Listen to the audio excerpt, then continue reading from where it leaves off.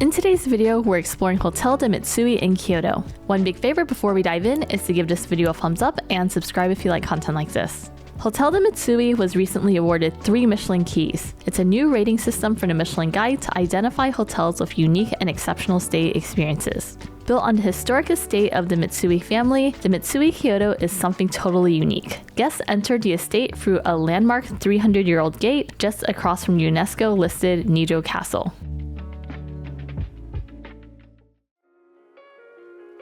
Welcome to the Nijo room. Take a look inside. You might be wondering, why is this called the Nijo room? Well, because it has a view of the Nijo castle. There is a pretty long line right now, and it's about 6:30 at night, but there is like a summer festival where they project a lot of lights onto the buildings, which makes it really cool. Back to the room tour. All right, this is the king bed. It is really plushy.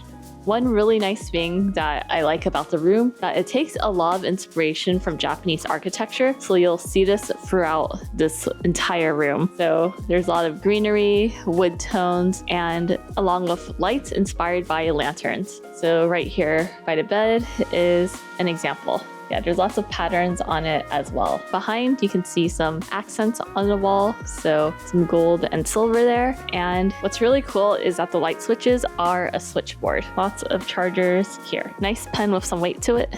And if you flip it around over here, this is a nice little desk to do some work or enjoy some sweets. Hotel de Mitsui does have a mascot, and it's this cute little white tiger. I'm not sure what his name is, but to me, his name is Mitsui now. Inside this box are a few confectionaries, and they left a nice little note saying, "Thank you for staying with us on your special day. We hope you will have a lovely time in Kyoto. Please enjoy your stay. Signed, Ambassador." Definitely going to finish these off before turn down service, because sometimes they take it away if you don't eat it.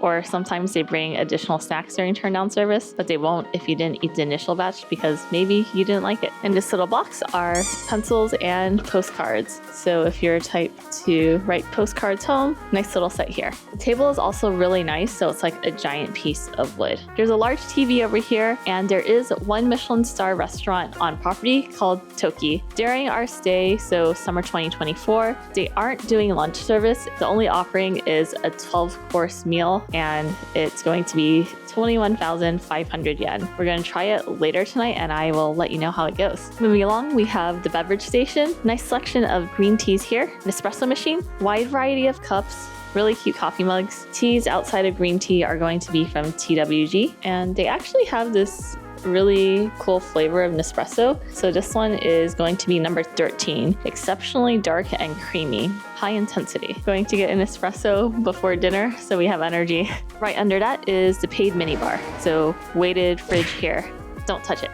Along with tea kettle and ice bucket in case you want to make tea. Moving along to the bathroom. It's really cool design. So if you can take a look at the mirror and the lights, again, inspired by Japanese architecture here. 2 double vanities and a large box of amenities. There's tons of things here. For some reason, they gave us a kid toothbrush, a shaving kit, regular toothbrush, mouthwash, and if you are missing anything here that you want, you can probably call and ask. Down here are going to be towels, laundry bag, and a hairdryer. All of the shampoo, conditioner, and body wash is going to be private label. The private label uses an exclusive fragrance created by Parfum Satori, and it is made in Japan. For shower, you can go handheld or waterfall. There is also a pretty deep bathtub here. You'll notice that there's a large glass here, so no shades or blinds to pull down. Instead, if you don't want anyone peering in while you're taking a shower or a bath, the bathroom does have a door that you can slide closed. It's interesting that there is a step for the tub, so I guess since it is a lot deeper, the step is nice to have. Again, throughout the room, all of the lights are going to be switchboard style. Behind this door is the toilet. All right, step into your throne. So the lid does automatically lift. What's also convenient is it has extra functions, like if you're a guy and you want to lift the toilet seat up, here you go, it's automatic. No excuses, guys. An automatic down. The robes are really nice and plushy. This is also going to be the walk-in closet area where you can hang clothes if you need to. Oh, there's pajamas down here. Pretty soft linen pajamas. One thing that's really nice is that there is a shoe rack. Most of the times for people who like taking off their shoes in a hotel room, you just have to like leave them to the side somewhere, but there's actually a shoe rack here. Yeah, also a little seat if you want to put your shoes on, and if it's raining outside, there is an umbrella. In terms of room location, we are here. So there's actually a very limited number of rooms with a view of the Nijo castle. It's going to be over here, and everyone else either has a city view or a courtyard view. Then we here, there's space to put your luggage. I actually like this better because the luggage is not on the floor and there's not annoying luggage racks that you have to like position somewhere. So if you only have like 2 luggages or maybe 3 carry-ons, this is a nice place to like open them up and not have to worry about finding a place for a luggage rack. It is very well designed. Speaking of design, Hotel de Mitsui is designed by Andre Fu. If that name sounds familiar, it's because he's a really talented architect and he's designed a lot of hotels within the Marriott Bonvoy portfolio, including the St. Regis in Hong Kong. Outside of Marriott, he designed the Aman in Kyoto. All right, let's go explore the rest of the hotel. There are a lot of things to do at Hotel de Mitsui, and it's most famous for the thermal spring that's downstairs in the basement. You do have to wear a swimsuit in order to enjoy the thermal spring, and the last entry is going to be at 10:30 p.m. If thermal springs are not your style and you want a private onsen, don't worry, that is an option as well. We do have Marriott Bonvoy Platinum status, and they did give us a special offer for elites, and this voucher expires tomorrow. So available to today's guests only. 90 minutes in the private onsen is going to be 24,500 and it's normally 32,000 yen. If you want 120 minutes, then it's 32,000 and it's normally 39,500 yen. So the private onsen is $200 to $300 depending on how long you want to use it, and you do also have to factor in taxes. There's that. Maybe next time. There is a fitness center that is open 24 hours. As for dining, breakfast is going to be served in forni and it's going to be from 7 a.m. to 10 a.m. If you do bring an additional guest, it will be 3,200 per person. Toki is the innovative Kyoto French restaurant, and we are going to be experiencing that later, so definitely keep watching until the end if you're curious about that. Forni features a wide range of Italian cuisine and they're open for lunch and dinner. So they'll have oven-baked pizza and pasta to authentic grilled dishes. The garden bar has cocktails, wine, and whiskey. And if you're not interested in any of that, there's always in-room dining. For dinner, we went to Toki. Toki is a pretty unique concept. Kyoto is the imperial capital of Japan for over 1,000 years, and it's home to the Kamo and Katsura rivers, fed by the mountains surrounding the city and an abundance of groundwater. Kyoto is also known as the water capital. What makes it really unique is that the water in Kyoto is soft, which makes it ideal for making flavorful dashi stock, as well as growing vegetables with the rich taste and the aroma of the ancient capital.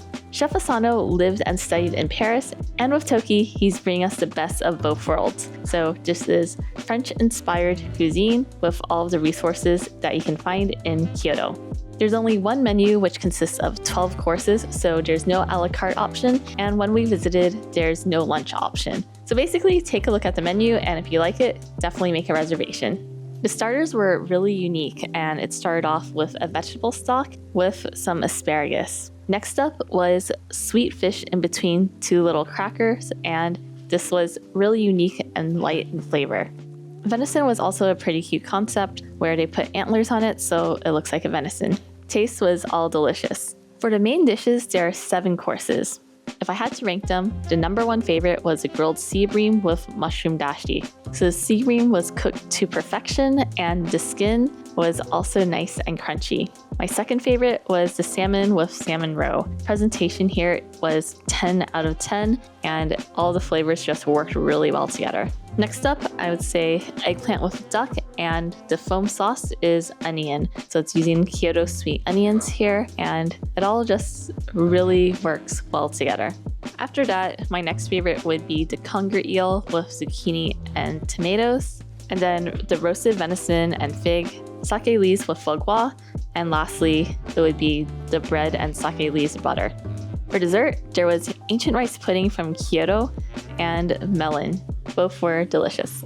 Overall, I definitely think it's worth trying, especially if it's your first time in Kyoto and you want to get a taste of all the unique ingredients you can find only here. I do wish the price wasn't as steep, but nothing you can do about that.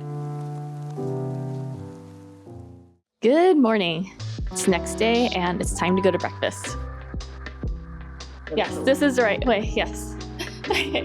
Breakfast is from 7 a.m. to 10 a.m., so that means we have half an hour for breakfast. We're here at breakfast, and how it works is you can choose from 4 different menu sets. You have the American breakfast spread, the continental breakfast, Japanese set, and also a vegan menu, and along with some a la carte items on the bottom. If you don't have platinum status and above, or if breakfast is not included in your room rate, it's going to be 6,100 yen for each meal set. So we do have status, and I ordered the Japanese breakfast, and this is what's included along with the breakfast buffet. Right off the bat, this looks amazing, and they also give you some instructions on what's in the box. So let's go over it. Starting from box number 1, it's the simmered dish with kamel eggplant, winter melon, and chicken meatballs. Number 2 is going to be dashi marinated pike conger, kujo green onions, and parsley. Number 3, which is the main dish, is today's grilled fish, which is salmon. Number 4 is vinegar dish with octopus and spaghetti squash. 5 is jelly noodles. 6 is tofu made from milk and kudzu powder. 7 is pickled dried daikon radish and cucumber. 8 is steamed rice, so in my case I got congee. And finally we have miso soup. Okay, I'm excited. Let's dive in. Let's start with the main attraction, which is the grilled fish. Grilled salmon is perfect. Lightly seasoned, flaky, not overdone. Probably some of the best salmon I've had on this trip so far. I also love tamago. Tastes great. Next up, the chicken meatball. It breaks apart in your mouth. Really tender chicken meatball. Let's try the eel. The eel is cold and it has a nice firm texture. Have octopus. Octopus is pretty good too. Tofu is nice, soft, and delicate. Overall, I would definitely recommend the Japanese set here. Okay, I'm gonna wrap up and catch up with you later. Location-wise, if Nijo Castle is on your list to visit, it is literally right across the street. However, if you are looking to go to the main shopping center or the market, then that is about a 10-15 minute car ride away. So you can call a taxi or an Uber there. The hotel does not have a house car that can drive you around. Overall, I really enjoyed our stay here, and I would happily stay here again. Having Marriott Bonvoy Platinum status and above is definitely a plus on this property, since you do get complimentary breakfast if you do have status. We also received a room upgrade to the Nijo Castle view because we have the status. There's a lot of different ways to earn status, but one of the easiest ones is to get the American Express Marriott Bonvoy Brilliant card, which will give you automatic platinum status as long as the card is open. If you're interested in learning more about the card, I'll leave a link down in the description box below. Make sure the links are competitive, but using them really helps the channel out, so thank you in advance. Service here was amazing and some of the best you can find in Kyoto. The staff is super attentive and they'll try to accommodate all of your needs. Food on property is also really good, so during our stay we had breakfast and also dinner at Toki. One really cool thing is that a lot of the restaurants here share spaces, so during the daytime the breakfast is served at the Italian restaurant and at night it's turned into a bar. So sometimes you'll see like a switch in the signs. Same thing with Toki. Toki is shared with another restaurant on property.